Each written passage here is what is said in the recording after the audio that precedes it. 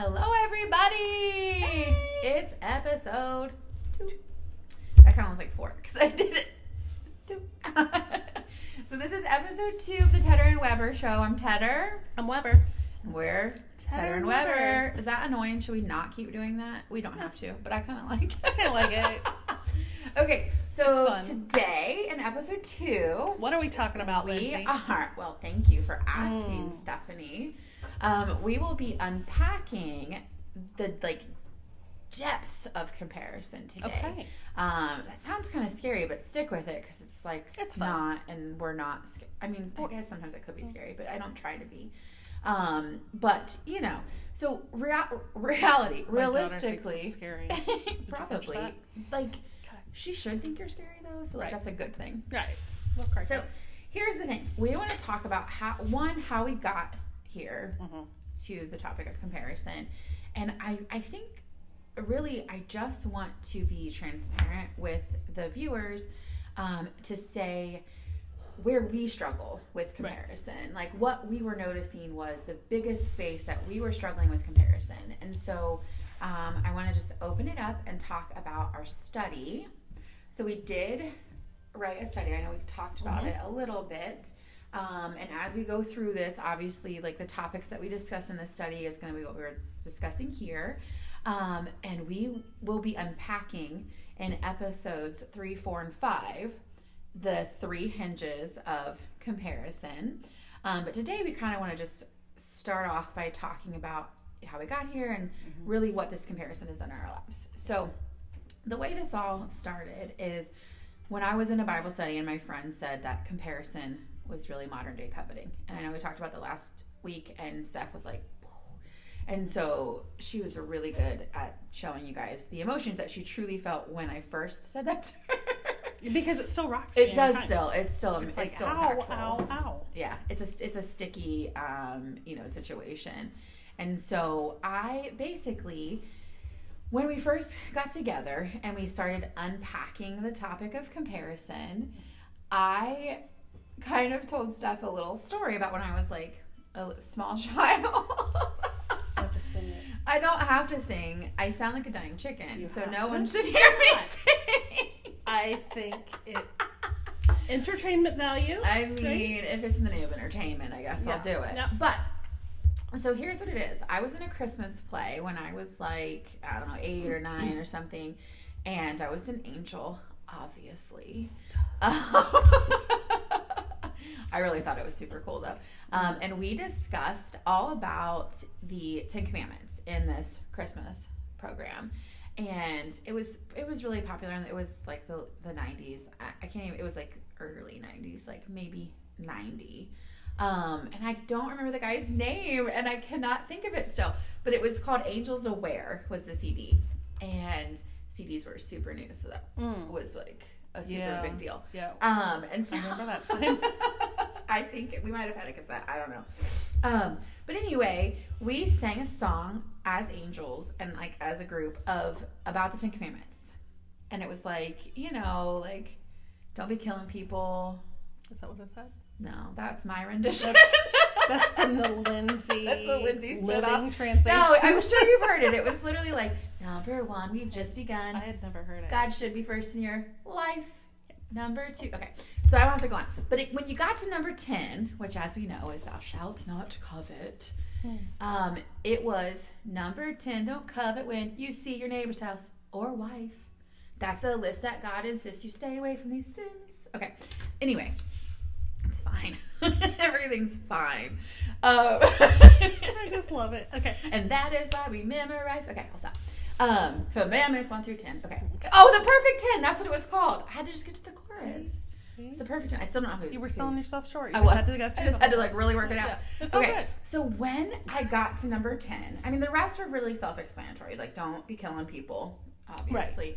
Right. Don't take the Lord's name in vain. All of those I could wrap my brain thoroughly around. Yep. But when it came to the point of thou shalt not covet, I imagined a grown man standing in his yard, his well-manicured yard, with a little drool coming out of his mouth as he gazed jealously, looking over at his neighbor's house and wife. And I was 8. And in Bible study at 35 or whatever I was, 36, I don't know, when my friend said comparison is coveting, I was literally like, nah, for real? That can't be right. I don't stand in my yard and drool when I see my neighbor. I don't do that. That's good. That's a good thing, but I don't do that.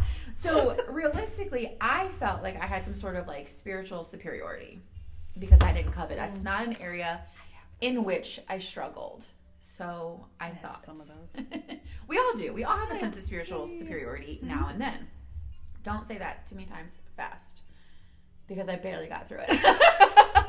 But anyway, so that's really where my mind stayed for 30 plus years probably, is that this image that I had ingrained in my brain from this young age. And when I came to terms with the fact that that's not really what it is, it's really when I see someone who looks different than me and it makes me feel bad about myself because I'm comparing myself to them, that's coveting. And I was like, yuck, I don't want to be that way. And so I began like a really in-depth, I'm a deep thinker. If you're in my Tuesday night Bible study, you'll know that. And you're free to join. It's virtual. Just put a message. I don't know. But like, so they always tell me I'm such a deep thinker when we discuss the Bible, but really I'm a deep thinker like in every sense of the word. I'm a heavy feeler. I'm very emotional. My poor husband. He handles it well. He does. He's very, very good at his job. But, I'm a deep thinker. And so as my brain started wrestling with this comparison equals coveting, I really started to try to unpack what does that look like in my life for real? So, like, what does comparison look like? What does coveting look like? What does it do to me? And what did we come up with? Well, funny you ask. So what coveting does is it, in comparison, modern day coveting, is it creates a divide between people. And when you don't have unity, you give the devil just one little itty bitty micro opening. He just weasels his way in there. And how I think of him doing that is like, that spray foam that you spray. Just like. Yeah. And like you spray a little bit of that foam into this little opening and it just expands behind. And that's what he does. Yeah, like he true. Waits for like this little opening that we give him and he just kind of Kool-Aid mans himself through the door. And it drives a wedge and separates us from each other and from God. And I think when you realize that and you're more aware of it, obviously you can battle it a little better. But coming to that realization that, I covet is kind of hard to work It's through. not even just that I covet. It's what coveting does to me. I love your earrings, by the way. Thank Sorry. you. Got them at a craft show. ADHD. That's why you're here. No, I think it's not for me so much that it's like, I'm coveting. I feel so terrible. That's true. Yeah. But I think for me, it's that disunity. Yes. That I feel more Absolutely. than anything. Because you're not in the community. You're not able to participate actively in a community where you're just disunified from. No. You have to be a part of it and you have to be immersed in it. And in order to do that, you have to be vulnerable. Right. And when you have this cloud of disunity hanging over you, it's very hard to be vulnerable, be present, to just be in that moment. And it continues to drive wedges because when you're not in line with what God has planned for you, whether that's in your community groups or at home or whatever community you find yourself in that moment, you're opening yourself up to just not you're going on your own path. You're kind of like la la la la la la. You don't hear what he's saying to you. Yeah. Well, you can't because all you hear is when you hear the things that you're not. Like I am embarrassed to say I've spent a lot of my life with a mindset of like I'm just not good enough. I'm not. I don't. If I was better at this, if I was, whatever. Insert any like skinnier, happy like. Insert adjective here. Taller. Okay, hang on. Just pause one second. One moment. Our helper. Our helper left, and so our video was fixed. It's fine. Everything's fine. Everything's good. And so I'll ground her later. So I think that for me, it just becomes this like this evolution of emotions in which I realized how detrimental comparison was to my actual life. Yeah. I'm a super social person. Yes. I don't do well when I'm home alone. I find myself in heaven. Like when the pandemic started, I was like, yes, this is my time. No, I don't do well. Yeah. And I will say after 2 years, it's a little much. It's a little much. But no, so I thrive on being around people, and when I'm in the depths of comparison, I am alone. And I'm alone even from God, because I have built this barrier that tells me that when I look at someone, I don't measure up to them. And so therefore, I shouldn't be around them. And that's a really scary narrative to get lost into. Yes. And if you look at God in the same respect, and this is a real deep subconscious emotion that I'm referencing here. This isn't something that we consciously think, oh, I'm comparing myself to her, so I better stay away. Like, that's not a conscious emotion. It's what happens because you're comparing. Right. Like, it's not something that, it's inevitable. It's not something you can prevent. The attacks that you're waging upon yourself, because you're like, oh, I can't do that, or I could never, or I'm not enough, or whatever. And you're busy tearing yourself down, and the devil's just sitting back going, and we give him way too much credit. Way too much credit. Because he's not all powerful. He's not all seeing. No. But he knows what our tells are. He's a really good reader of our emotions. and he knows what buttons to push. Yeah. And I think when we fall into that comparison mindset, we're just surrounded by all the noise and the chaos around us of what we're saying to ourselves and what we imagine other people are saying about us, that it drowns out what God is really saying to us. We can't hear him over all of that that's going on in our head. Well, and then we have social media. So then you've got social media on top of it that says, oh, their house is perfect. It's always clean. They don't have dirty baseboards. But if they turned their camera the other way, that is not what you would see. No, not at all. And I think that is also a really scary trap to fall into, is that, so because I'm a very social person, I appear to be surrounded by wonderful people at every moment of every day. And I mean, my husband's pretty great, don't get me wrong. And my son's is a trip, and he's wonderful and ornery as he is sweet. But he's so ornery. Yes. He'll be a great grown-up. Yes. That's what I have to tell myself. You'll be a great grown-up. Yes. But right now, mommy's gonna lose your mind. It's fine. So no, but I think I kind of forgot what I was saying. But that social media aspect of, when you look at me, it says, wow, she has community. She is surrounded. She's never alone. She never has a moment where she never has a day where no one checks on her, or where no one's worried. But here's the reality. I'm the checker, so I don't get checked on. I'm the helper, so I don't often get help. I have lived my life with this, I don't even want to say expectations, but because I give so much of who I am to the community that I'm in, I often feel left short. Yeah, and I feel similarly. Yeah, when you're the one who does the things, you're not often, or you're the strong one. Yeah, everybody always says, "Oh, you're so please strong." Help me, because and so here's the thing, my girls that are watching this, please do not take that personally. Yes, please. Because here's the real deal. Is those are feelings that I get to choose. Yeah. That sucks. But that's the reality. I posted for my 40th birthday, okay? Woo! I'm 40.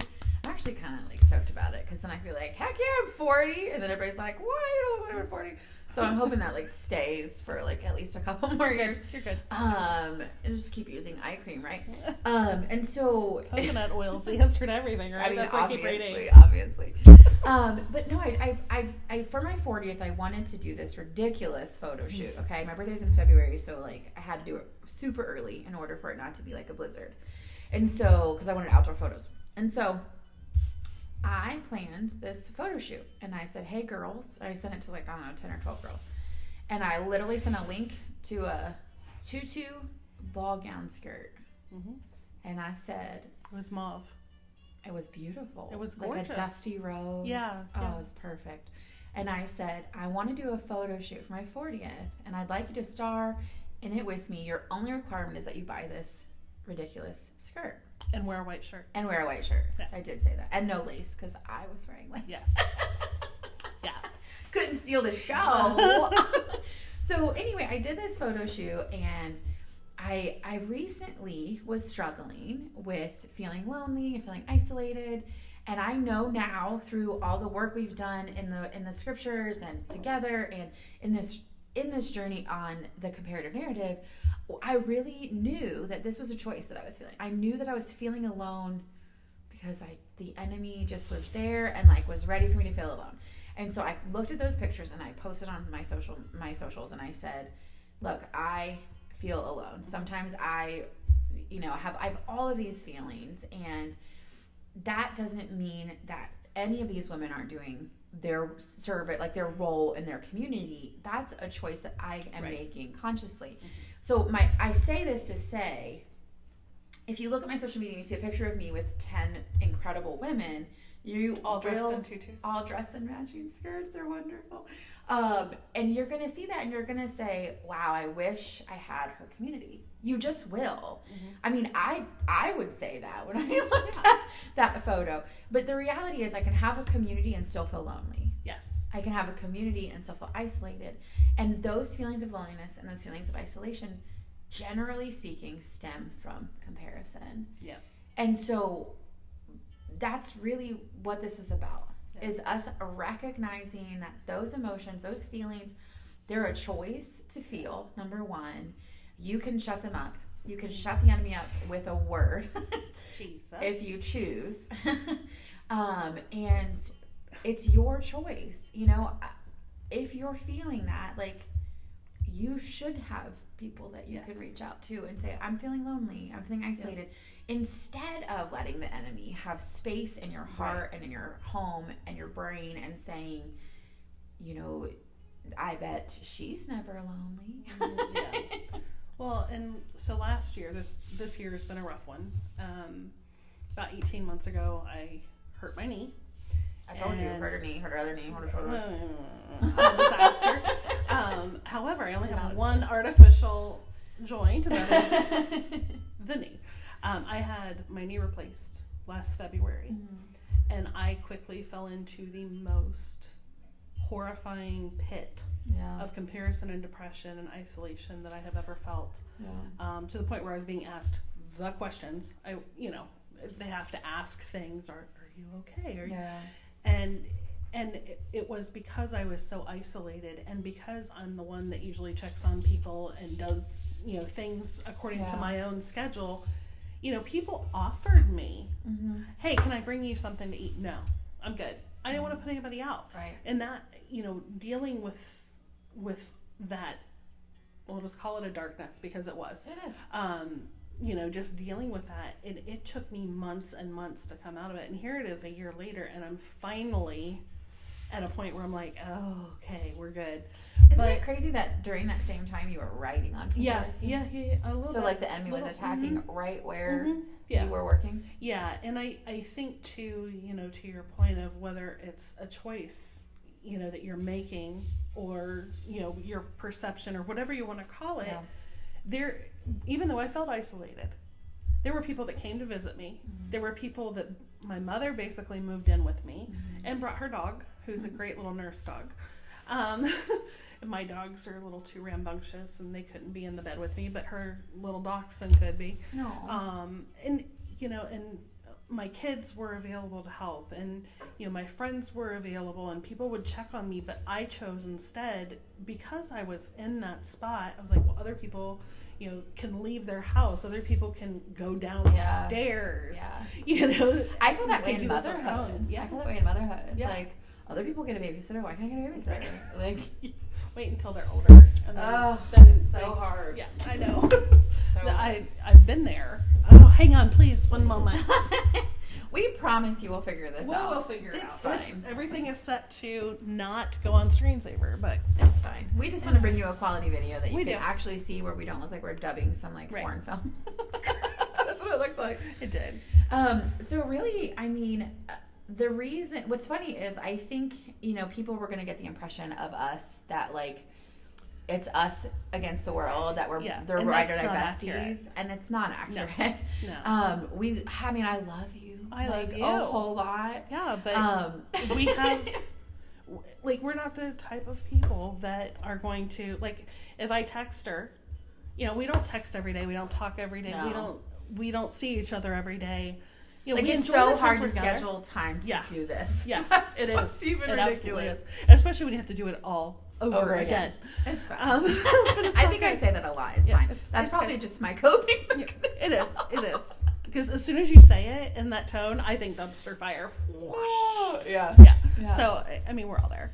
But we don't have this type of, we don't want to put a facade out there that says we are something that tells you that you are missing a female friendship like this. Mm-mm. Because while we love each other, and while we would both do, anything for each other, I was really trying to suppress everything, but it just doesn't work sometimes. Okay.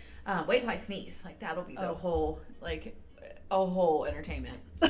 It's just it should have its own show, the sneeze.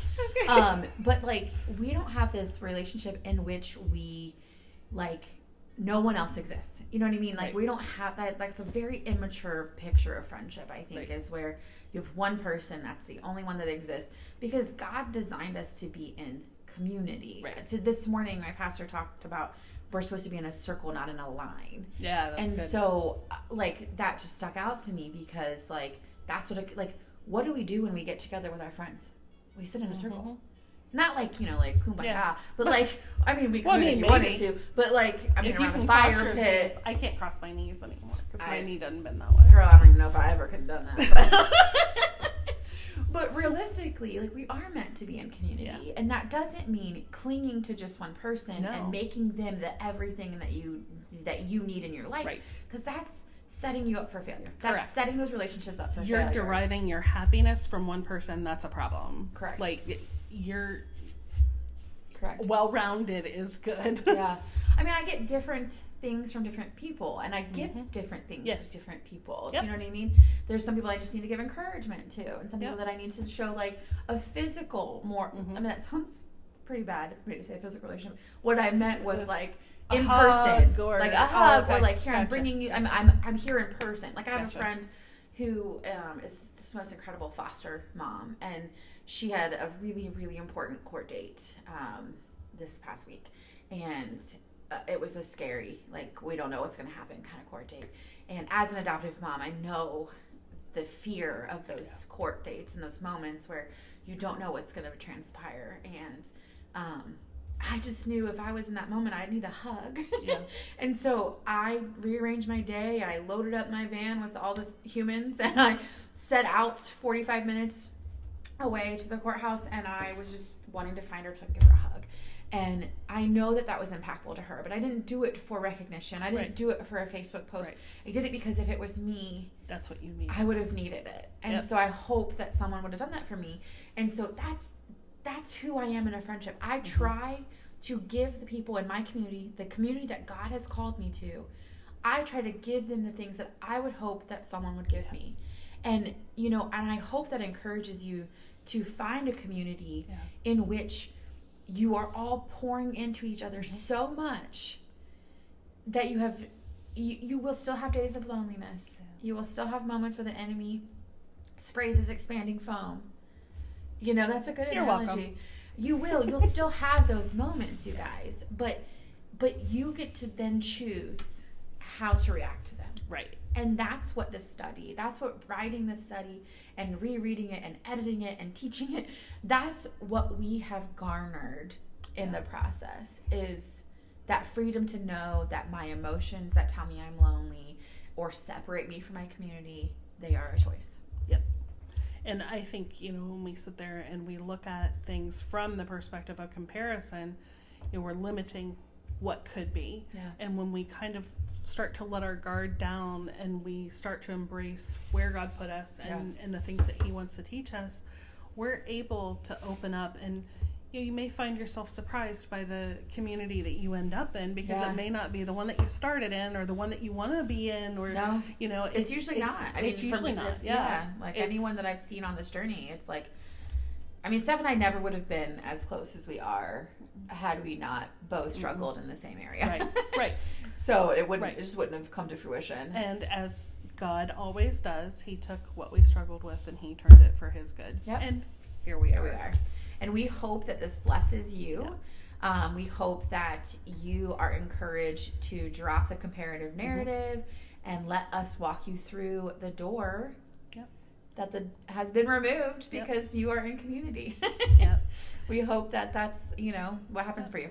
And make sure you check out the links and everything that we're going to put down in the You're so good at this. I keep telling myself to remember. Go ahead and hit the like button. Like, comment, share, and subscribe. Right? Please subscribe. We sound like teenage YouTube stars. But so we're going to start doing this. I don't think I mentioned it in the last one. We're going to launch these on Tuesday, probably around 2 p.m. Eastern time.